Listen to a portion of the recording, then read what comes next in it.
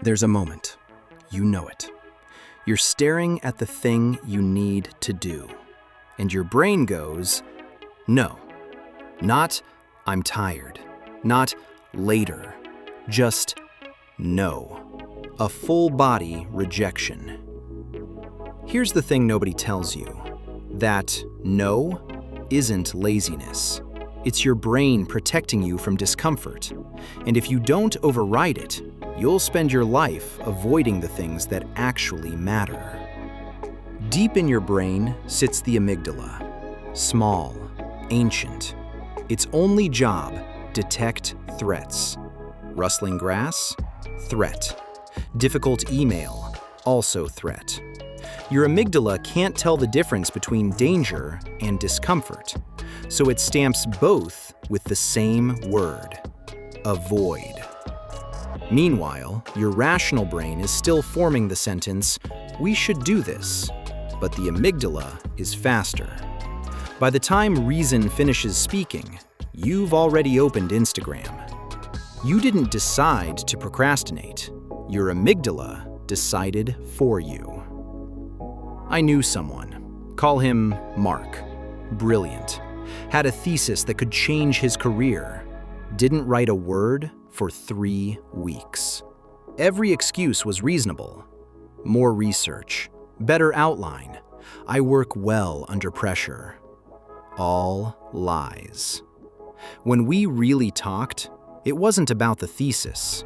It was underneath. What if he started and it wasn't good? What if he tried and failed? Mark wasn't avoiding work. He was avoiding the feeling of starting. Because preparation has no rejection. Starting does. Here's the weird part. Your brain is wired to reward effort. The more something costs you, the more you value it. That crappy mug you made? You treasure it more than the perfect one from IKEA. But your brain is also wired to avoid effort. 2 systems, same brain. Opposite instructions. The thing you want most? That's the exact thing your brain tries to stop you from starting. That's not a bug. That's the design. So, how do you override a system millions of years older than your to-do list? You trick it. Tell your brain, 5 minutes. That's it. Then we stop. Your amygdala hears 5 minutes and relaxes. Not a threat, barely a commitment. And your rational brain gets a window to take the wheel. Because starting is the only hard part. The first 5 minutes is where the battle lives. After that, momentum carries you. Mark wrote 1 paragraph, told himself he could stop. 3 hours later, he had a draft. Not good, but real. And real can be fixed. Imaginary can't. But let's be honest, it's not the work. It's what the work means. Start the business and fail? You're not a future entrepreneur anymore. You're someone who tried. Have the conversation and it goes badly? You're not working on it anymore. You're dealing with reality. Your amygdala isn't protecting you from effort. It's protecting you from finding out your best might not be enough. The only way through that fear is to find out. So here's what works. Not willpower. Willpower runs out. Not motivation. Motivation is a feeling. Feelings lie. What works is making it so small your brain can't argue.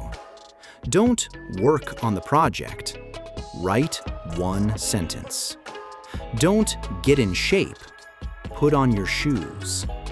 Don't fix the relationship. Send 1 honest text. Your brain can't fight a single sentence, but once you start, the effort paradox kicks in. You value it because you're doing it. Momentum takes over. You won't feel ready, ever. The people who do hard things aren't more prepared. They're just more willing to be unprepared in public. So start ugly. Start uncertain. Start before your brain says yes. Because the only thing worse than starting badly is letting your amygdala decide your life for you. Stay curious. Curious human. Now you know.